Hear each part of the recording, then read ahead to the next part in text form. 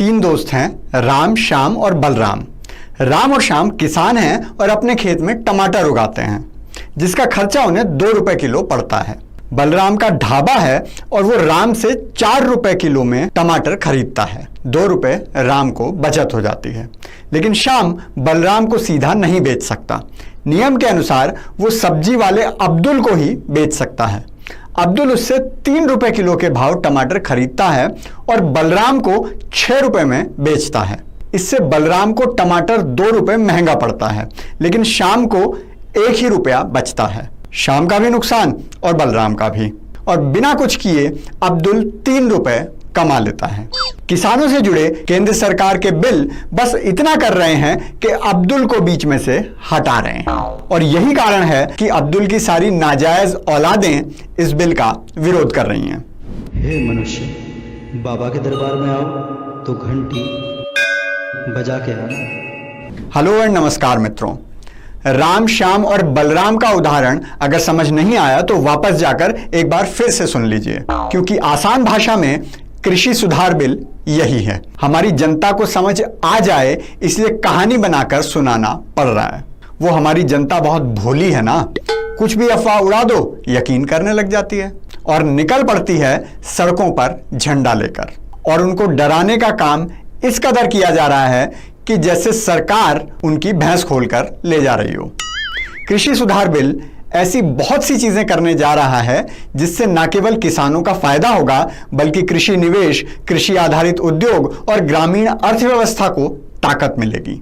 आइए समझते हैं ये बिल आखिर करने क्या जा रहा है। सबसे बड़ा काम जो ये बिल करने जा रहा है वो है किसान और ग्राहक के बीच में से मंडी के बिचौलियों को हटाने का। बाजार की भाषा में जिसे आड़ती कहते हैं। अभी किसान मजबूर था कि उसे अनाज या कोई भी पैदावार बेचनी है तो वो केवल मंडी में ही जाकर बेचेगा। राम बलराम को नहीं बेच सकता, अब्दुल को ही बेचना पड़ेगा। नए बिल के बाद वो कहीं भी किसी को भी अपनी पैदावार बेच सकता है। सीधा बाजार में जाकर ग्राहक को, ग्राहक के घर जाकर दुकानदार को, होटल रेस्टोरेंट को, या फिर ऑनलाइन, जैसे फोन का रिचार्ज ऑनलाइन हो जाता है, ट्रेन की टिकट ऑनलाइन मिल जाती है, और मन करे तो व्हाट्सएप पर भी बात करके सीधा सामान बेच सकता है। अब इसमें विपक्षी पार्टियों द्वारा जो सबसे बड़ा डर दिखाया जा रहा है वो है न्यूनतम समर्थन मूल्य यानी एमएसपी का। हिंदी में बोलें तो मिनिमम सपोर्ट प्राइस। किसान भाइयों को तो पता है, शहरी लोगों के लिए बता दूं कि मिनिमम सपोर्ट प्राइस सरकार द्वारा निर्धारित पैसा होता है जिससे कम भाव पर कोई अनाज किसान से नहीं खरीदा जा सकता। अब डर यह दिखाया जा रहा है कि सरकार बीच में नहीं रहेगी तो प्राइवेट व्यापारी एमएसपी से कम दाम में भी किसान को बेचने के लिए मजबूर कर सकते हैं। चलिए इसे एक उदाहरण से समझते हैं। सब्जी तो खाते ही होंगे आप, अगर नेताओं की तरह अमीर नहीं हैं तो खरीद कर भी खुद ही लाते होंगे। टमाटर क्या भाव चल रहा है आजकल? 80 रुपए किलो। 70 रुपए के भाव वो वाला मिलता है जिसमें सारे टमाटर घुमा घुमा कर देखने पड़ते हैं कि कहीं से पिचका हुआ तो नहीं है, कहीं से फूटा हुआ तो नहीं है। और साल भर में सस्ते से सस्ता भी टमाटर क्या भाव मिलता है? चलो 20 रुपए किलो मान लो। और अगर किसी के यहाँ इससे भी सस्ता हो तो 50 किलो मेरे घर भिजवा देना। आप जानते हैं किसान को इसका एमएसपी यानी मूल्य कितना मिलता है? 400 रुपए क्विंटल, यानी 4 रुपए किलो। 4 रुपए किसान को मिला, 4 रुपए समझो सब्जी वाले ने कमाया, 2 रुपए लाने ले जाने की लागत। बाकी के 10 रुपए किसकी जेब में गए? बिचौलिए की जेब में, आड़ती की जेब में, अब्दुल की जेब में। और जब 80 रुपए टमाटर बिकता है तो भी राम को 4 ही रुपए मिलते हैं, क्योंकि एमएसपी है। 80 में से 60 रुपए अब्दुल कमा जाता है। राम को अगर आजादी हो कि वो बलराम को 40 के भाव टमाटर बेच सकता है तो राम को 36 रुपए ज्यादा मिल जाएंगे, तो राम 36 रुपए ज्यादा कमा सकता है और बलराम को भी 40 रुपए की बचत हो जाएगी।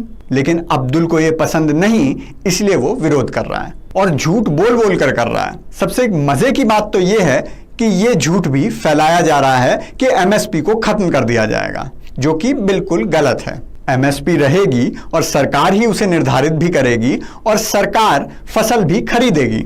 उस पर चमचे कह रहे हैं कि व्यापारी सरकार से अपनी मनमर्जी का एमएसपी रखवा सकते हैं। अबे चंपुओं, वो तो अब भी करवा रहे हैं। अब कोई बिचौलियों को रोक रहा है क्या? जाकर देखो कितनी बड़ी बड़ी कोठियां बना रखी हैं उन्होंने किसानों के खून पसीने के पैसे से। इतना पैसा तो व्यापारियों के पास भी नहीं मिलता। साथ ही और भी बहुत सी काम की चीजें इस विधेयक में आने वाली हैं। आवश्यक वस्तु अधिनियम, हिंदी में बोलें तो असेंशियल कमोडिटी, में भी बदलाव किया गया है। अनाज, दालें, खाने का तेल, आलू, प्याज, ये सब अब आवश्यक वस्तुओं की श्रेणी में नहीं रहेंगी, तो कोई चाहे तो इन्हें स्टोर भी कर सकता है। दूसरा बिल जो है मूल्य आश्वासन और कृषि सेवा समझौता, उसमें यह है कि कोई किसान किसी खरीदार से पहले ही समझौता कर लेगा, कॉन्ट्रैक्ट कर लेगा, जैसे कि वो अगले साल इतनी सरसों उगाएगा, उसका भाव इतना होगा, इतना प्याज बेचेगा, उसका भाव ये होगा, चाहे बाजार में प्याज 5 रुपए किलो बिके या 70 रुपए किलो। इससे वो डर खत्म हो जाएगा कि कल अगर प्याज का भाव 5 रुपए किलो हो गया तो मेरी लागत कैसे निकलेगी। मैं इस बात पर नहीं जा रहा कि कौन सी पार्टी क्या कह रही है, क्योंकि यह विषय राजनीति से बहुत ऊपर है। ना ही मैं मोदी का समर्थन कर रहा हूं, ना बचाव। इसमें राजनीति नहीं होनी चाहिए और किसानों तक सच पहुंचना चाहिए। लेकिन हां, इस समय में किसानों में जहर कौन कौन घोल रहा है, उन सब के नाम याद रखना बहुत जरूरी है। चाहे वो कांग्रेस पार्टी हो, अकाली दल हो, केजरीवाल हो या भारतीय किसान यूनियन ही क्यों ना हो। यह सोचने की भूल मत करना कि सड़क पर किसान निकला हुआ है, रेल किसान रोक रहा है। वो तो अपने खेत में फावड़ा चला रहा है और इसी फावड़े से वो मोदी जी के साथ मिलकर बिचौलियों को मंडी से बाहर निकाल देगा। बाबा का आज का ब्रह्म ज्ञान है किसान यूनियन वालों के नाम।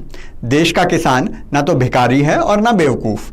आज तक किसी सरकार में इतनी हिम्मत नहीं हुई कि बिचौलियों को हटा सके, नहीं तो उसे इतना विश्वास है कि जो फसल वो उगाता है उसे बेच भी सकता है और उसे सरकार से फ्री का पैसा भी नहीं चाहिए। वो अपनी किस्मत हर परिस्थिति में लिखना जानता है। ये देख लो।